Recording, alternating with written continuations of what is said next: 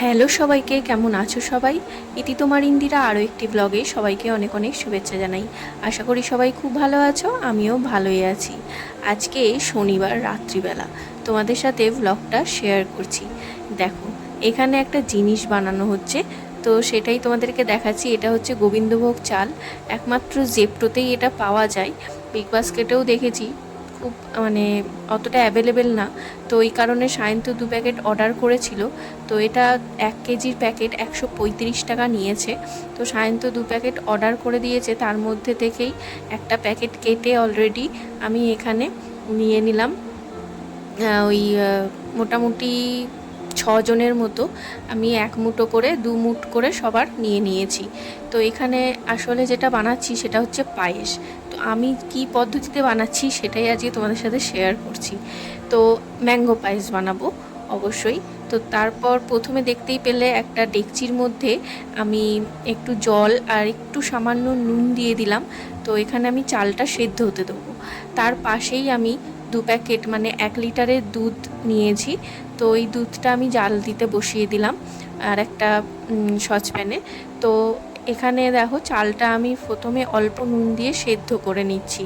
তো প্রথমে না চালটা একটু সেদ্ধ, এটা অবশ্যই গোবিন্দভোগ চাল। এখানে তো এমনি বাজারে মার্কেটে গোবিন্দভোগ চাল খুব একটা পাওয়া যায় না, ওই জন্য অনলাইনে অর্ডার করে এই গোবিন্দভোগ চালটা অবশ্যই প্রথমে হিয়া আমাদেরকে অ্যাড্রেসটা দিয়েছিল যে জেপ্টোতে পাবে তোমরা, মাঝে মাঝে এই পোলাও পায়েস টায়েস খেতে লাগে, তো ওই জন্য ওটা আনা হয় এখন অনেক আগের থেকেই। তো ওটাই তোমাদের সাথে আজকে শেয়ার করলাম। তো দেখতেই পেলে আমার চালটা অলরেডি সেদ্ধ হয়ে এসছিল। তো ততক্ষণে আমি আমটা, যে তোমাদেরকে বললাম 2 দিন আগে আমি আম কিনে নিয়ে এসেছিলাম, মানে আম্রপালি। তো ওই আমটা ছিল 4টে, তো 3টে মতো। তো ওই আমটাই আমি এখন কেটে এখানে দেখো মিক্সি কন্টেনারে দিয়ে দিলাম। আর বেশ কিছুটা পরিমাণে আমি এখানে চিনি দিলাম, আর কিছু লাল বাতাসা মামুনি এনেছিল, ওই লাল বাতাসাগুলো দিয়ে দিলাম। এটা বেশ কিছুক্ষণ রেখে দেব, ততক্ষণ একটু চিনি আর বাতাসাটা গলে যাবে, তারপরে ওটা মিক্সিতে পেস্ট করে নেব। তো আমার ওদিকে তো চালটা অলরেডি সেদ্ধ হয়ে গেছে।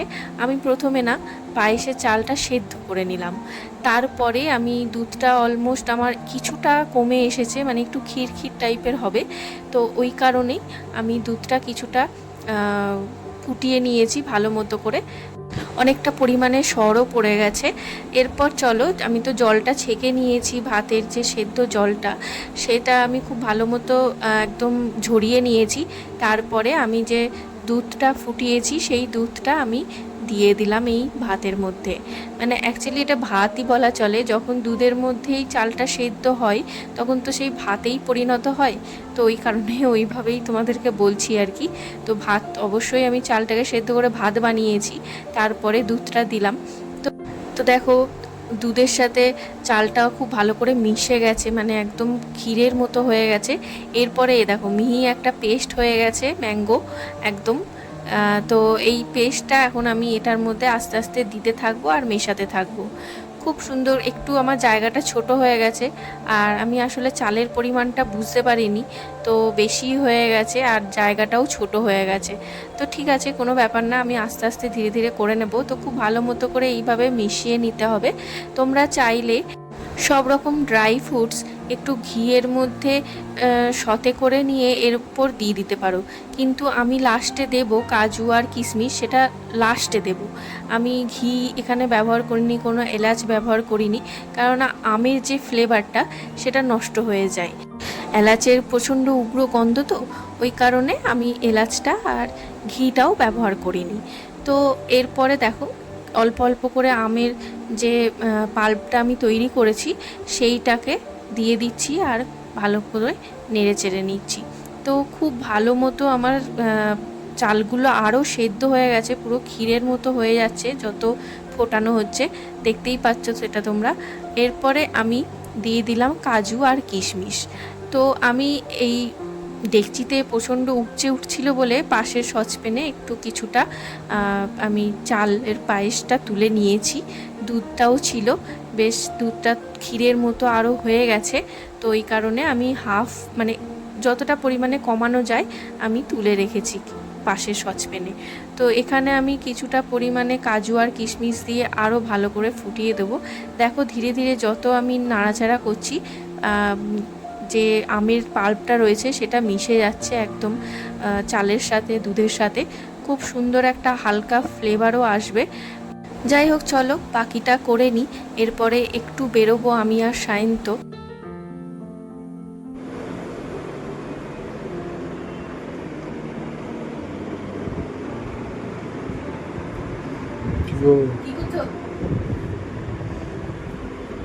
বার্থডে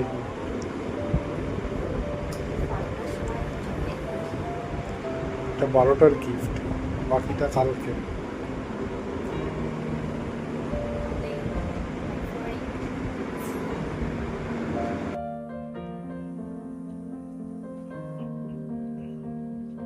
তো চলো পরের দিন তোমাদের সাথে ভিডিওটা শেয়ার করছি। তোমরা নিশ্চয়ই বুঝতেই পারলে আসলে আজকে আমার জন্মদিন, 8ই জুন।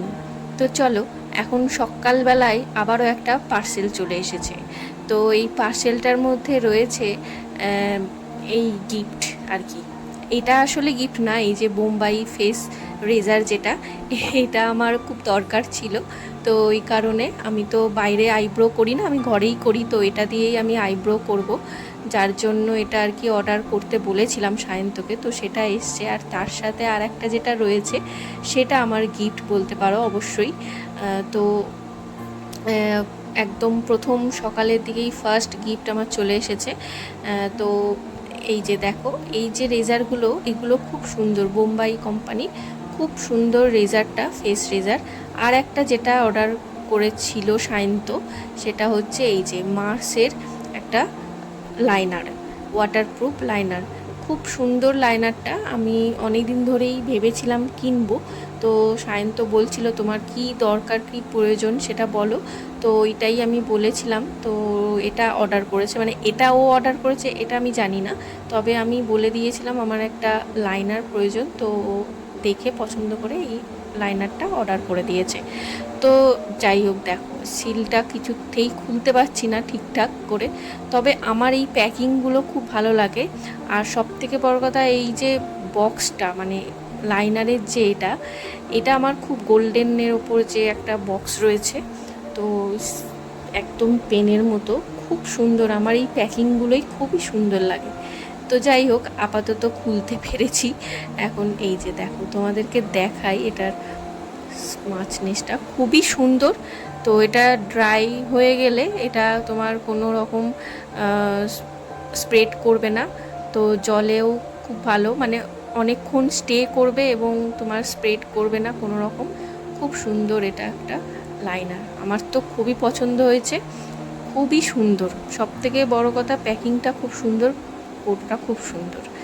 যাই হোক, এরপরে যে এই যে দেখো, এটা চলে এসছে জুডিওর জিনিস, এটা হচ্ছে পাখি দিয়েছে, আর এটা ফেস ক্যানাডার কাজল, মাছ প্রুফ কাজল, এটাও মামুনি দিয়েছে। এরপরে আবারও একটা গিফট চলে এসছে, তো সে এসেই আমাকে ভিডিওটা বানিয়ে দিচ্ছে। সেটা হচ্ছে হিয়া আজকে আমাদের সকাল থেকেই ওর আসার কথা ছিল। টুবাইদা এখনও আসেনি, কারণ টুবাইদা প্রেসে রয়েছে, টুবাইদার কাজ রয়েছে, তো ওই কারণে টুবাইদা আসতে পারেনি। চলে এসছে হিয়া, তো এসেই আমার হাতে গিফট দিয়ে দিয়েছে। আর আমি তো বললাম গিফটটা খুলবো, তার আগে তুই ওপেনিং ভিডিওটা নে।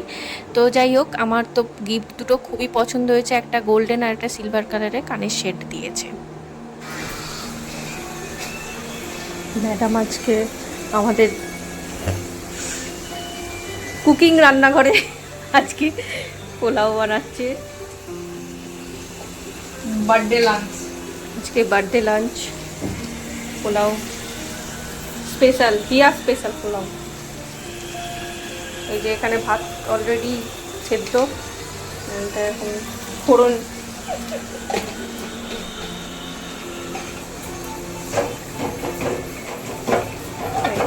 চিকেন কষা,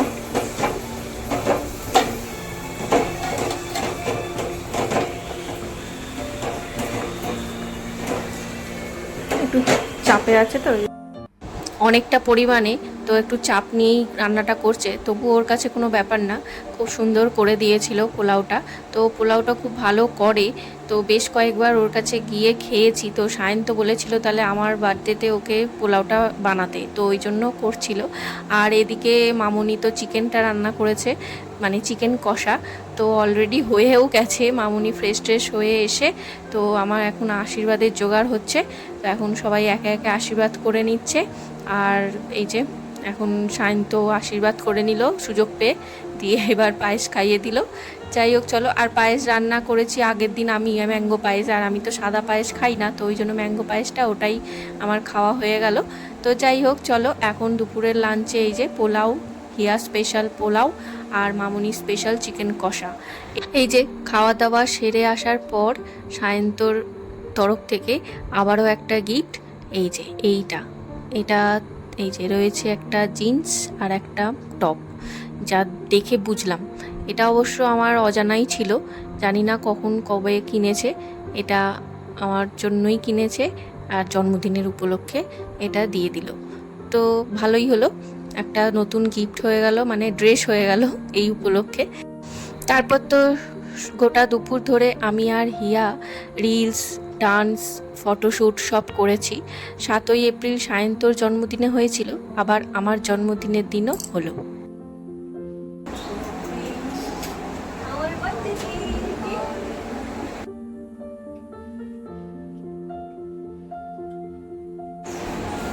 আর একটু কাছে আনতে হবে, বুঝলে?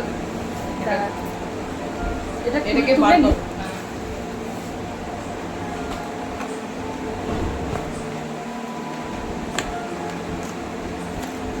আমি তো কেকের একটাই ব্র্যান্ড জানি, মঞ্জুরি। এটা পুরোটা নষ্ট হয়েছে, আর এই পুরোটা কিনে নেই একটু থেকে লিখে দে কাল। এই তুই কাটা। এটা ইয়ে করলে সব ওটার মধ্যেই তো রাখা যেত। না, এটার মধ্যে রাখলে ফ্রিজে জায়গা হবে না। এই চেরিগুলো পড়ে গেছে সাইডে। কন্টেনারে ভরে রাখ। হ্যাঁ, কেক খাওয়ার খাবার খেতে ইয়ে নেই, জ্বালাবো দেবো।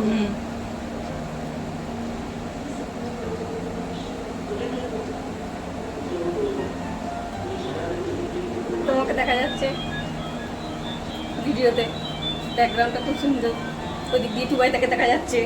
চলো হয়ে গেছে। হ্যাপি বার্থডে এবার চালাবো, ভিডিও করছি তাহলে আমি ফটো আমার এখানে ব্লগে ভিডিও হচ্ছে, তুমি এখানে চলে এসো, ছেড়ে দাও না।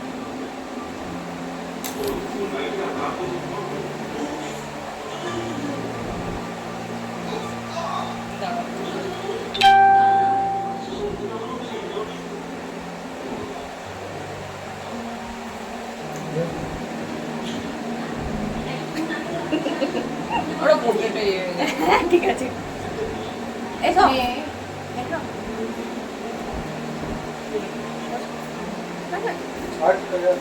এসো গো, আসো। ভাই বস, আমি দাঁড়াচ্ছি। আরে বসো, বসো বসো, চাপ নেই। আরে ছবি তুলে নেই একটা, তোকে নাম সবাই মিলে। বুঝতে পারছি না। এখানে ব্লগ হচ্ছে, অসুবিধা নেই।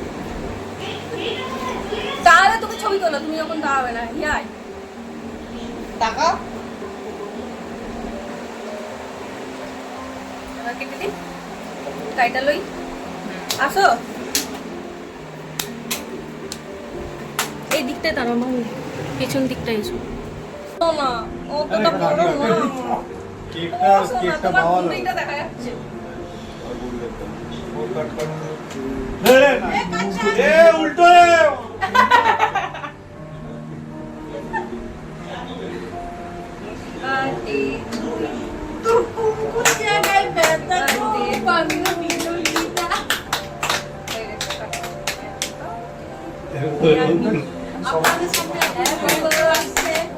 দারুন, না কই দি খাও। Happy birthday to me. তো একছি নাই, হ্যাঁ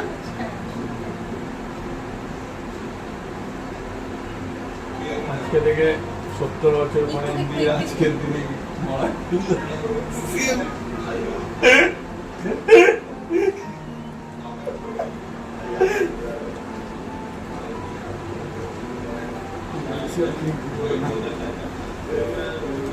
গুল দে এই তুমি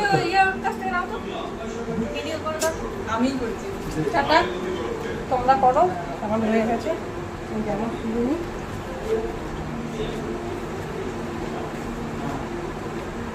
তোমার দেখতে মা, আমাকে এগুলো আবার বাকিটা কালকে দেখতে ভোর সকালে উঠতে হবে।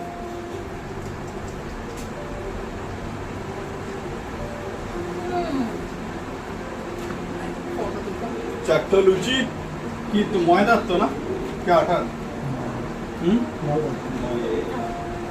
তোমার কোন জায়গায় ব্যথা গো? আমি তো বললাম না তোমার। খাওয়া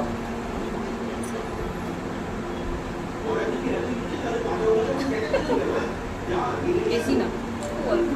দিয়ে কেটে ওদেরকে একটু হাফ দিই। কেক দিয়ে বসেছি কি আমার পাত্তা দিচ্ছে।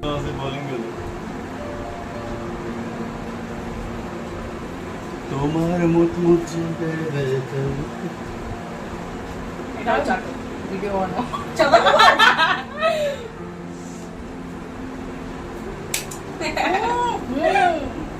বলু তোরা একটাই খেতে হবে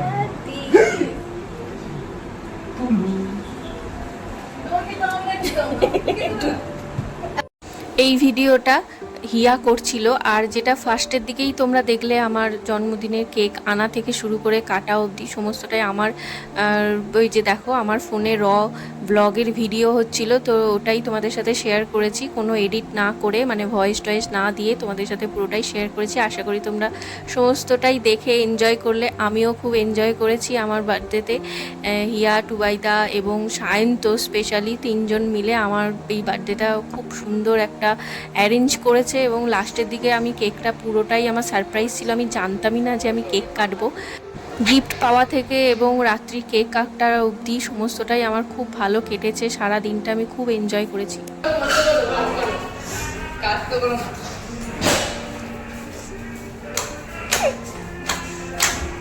তুই আগের বারও সেকেন্ডে ছিলাম। তারপর থার্ডে আবার মুখটা বানা। মুখটা বানা। বানাবে না। আর ওই যে আগের বারের মতোই রাত্রি 10টার মধ্যে খেয়ে দিয়ে টুবাইদা আর হিয়া চলে গেল, কারণ টুবাইদার সকালবেলায় আবার উঠতে হবে, কাজ আছে, বেরিয়ে যাবে। সন্ধ্যে থেকে অনেক এনজয় করলাম। রাত্রে ছিল ডিনারে লুচি আর চিকেন কষা। যাই হোক, আজকের মতো ব্লগটা এখানেই শেষ করছি। তোমাদের ভালো লাগলে লাইক করো। সবাই ভালো থেকো, দেখা হবে আবারও পরের ব্লগে।